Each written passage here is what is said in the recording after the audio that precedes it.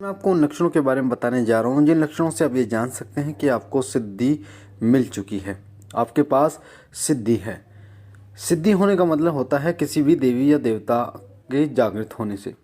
यानी जब कोई देवी या देवता जागृत हो जाते हैं तो हम कहते हैं कि मुझे सिद्धि प्राप्त हो चुकी है, क्योंकि जब वो जागृत हो जाते हैं तो आपके किसी न किसी एक चक्र पर वो बैठ जाते हैं। अधिकतर आज्ञा चक्र पर देवता बैठते हैं, और आज्ञा चक्र यानी कि आपके मस्तिष्क के बीच में होता है, इसलिए आप उनसे डायरेक्ट जो है वो कनेक्ट रहते हैं, बात कर पाते हैं उन देवता से। और वो भी आपको बहुत सारी चीज़ें ऐसी बता पाते हैं जिन चीज़ों से आप ये जान सकते हैं कि कोई भी व्यक्ति, सामने वाले व्यक्ति को क्या परेशानी है, उसका निवारण क्या है। और साथ ही ये जो लक्षण हैं, ये लक्षण आपको बताते हैं कि आपकी पूजा पाठ किस स्तर पर पहुंच चुकी है। क्योंकि सिद्धि जब शुरू होती है प्राप्त होनी, तो धीरे धीरे वो सिद्ध होती है, यानी कि देवता जो है वो धीरे धीरे जागृत होता है, एक साथ जागृत नहीं होता। 1% 2% जैसे आपकी पूजा बढ़ती है। अगर आपको 1 महीना पूजा में हुआ है तो आपको हो सकता है 20% आपकी सिद्धि बनी हो, और अगर आपको 1 साल 2 साल 6 साल 10 साल हो जाते हैं तो जो सिद्धि है वो पूर्ण रूप से प्राप्त हो जाती है। सिद्धि जब प्राप्त हो जाती है तो कई देवी शक्तियाँ भी आपकी तरफ आकर्षित होनी शुरू हो जाती हैं, क्योंकि सिद्धि का मतलब ही होता है किसी देवी या देवता की शक्ति का जागृत होना। जिस देवता की सिद्धि आपको प्राप्त होती है उससे जुड़े देवी देवता भी आपकी तरफ आकर्षित होने शुरू हो जाते हैं, और उनसे भी आप काम लेना शुरू कर देते हैं। क्योंकि देवता देवता की बात मानते हैं जिस प्रकार मनुष्य मनुष्य की बात मानते हैं। यानी कि जैसे चौराहे वाली देवी हो गई, गांव खेड़े हो गए, ये आपके कार्यों को करने में सक्षम हो जाते हैं। आपकी पूजा पाठ के स्तर से आप पता कर सकते हैं कि आपको कौन सी सिद्धि और सिद्धि मिल चुकी है या फिर नहीं मिल चुकी। सही तरीके से की गई पूजा, पूर्ण रूप भक्ति भाव से की गई पूजा आपको सिद्धि प्राप्त करवाती है, और वो भी बहुत जल्दी सिद्धि प्राप्त कराती है। तो मैंने जैसे कि आपको बताया, सिद्धि का मतलब ही होता है देवता के जागृत होने से। यानी जब देवता जागृत आपके घर में, आपके शरीर में होने शुरू हो जाते हैं तो आपको ये संकेत मिलते हैं। तो कौन से वो 5 संकेत हैं आज मैं आपको बताने जा रहा हूँ। और उन संकेतों को बताने से पहले आपको बता दूँ, अगर आप शिव कृपा परिवार पर पहली बार हैं और आप हमसे जुड़ना चाहते हैं, कोई प्रश्न पूछना चाहते हैं और जानकारी प्राप्त करना चाहते हैं, तो वीडियो के नीचे जो लाल कलर का बटन है सब्सक्राइब का, उसे आप दबा दीजिए ताकि आप चैनल को सब्सक्राइब कर लें। साथ ही आपके सीधे हाथ पे जो बेल आइकन है उसे भी दबा दीजिए, ऑल पर क्लिक कीजिए, ताकि हम पूजा पाठ, भक्ति, साधना, मंत्र आदि से जो जानकारी डालें वो सबसे पहले आपको मिले, साथ ही आपको सबसे पहले नोटिफिकेशन मिल पाए। तो आइए शुरू करते हैं। सबसे पहला लक्षण होता है जब आपको सिद्धि प्राप्त होती है, वो होता है कि अपने आप ही आप कहीं बैठे हैं, सो रहे हैं या कोई काम ऐसा कर रहे हैं, तो अपने आप ही आपके मन में ऐसे विचार आ जाते हैं कि ये कार्य होने वाला है, कुछ ऐसी घटनाएं घटित होने वाली हैं।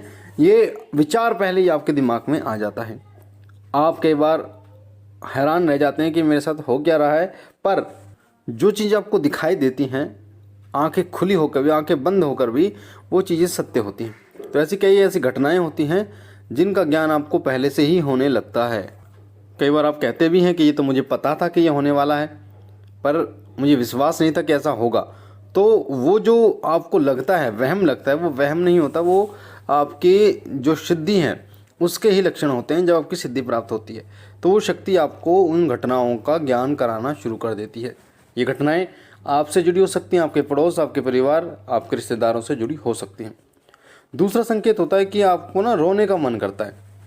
इष्ट देव के सामने, भगवान के सामने रोने का आपका मन करता है कि उनके सामने मैं रोऊं, उनसे जो प्रार्थना करूं वो रो कर करूं।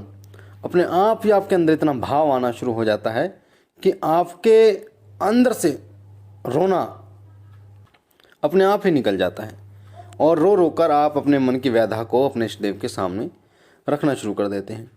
क्योंकि जब भी कोई व्यक्ति रोता है, अपने मन के भाव को प्रकट करता है, तो तभी करता है जब उसको कोई व्यक्ति सामने दिखाई देता है, कोई शक्ति दिखाई देती है। तो जब कोई जागृत शक्ति उसके सामने होती है तभी उसके साथ ऐसा होता है।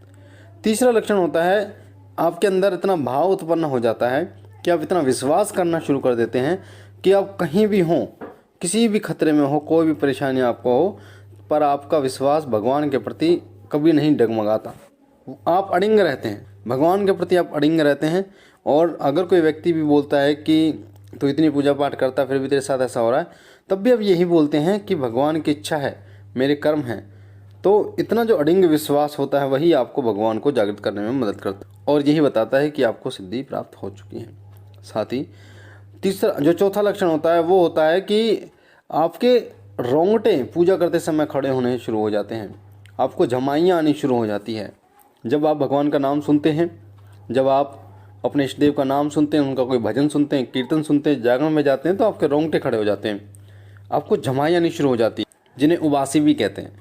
बड़ी बड़ी उबासियाँ, अगर आप लेते भी हैं नाम भगवान का तब भी आपको शुरू हो जाती है उबासियाँ।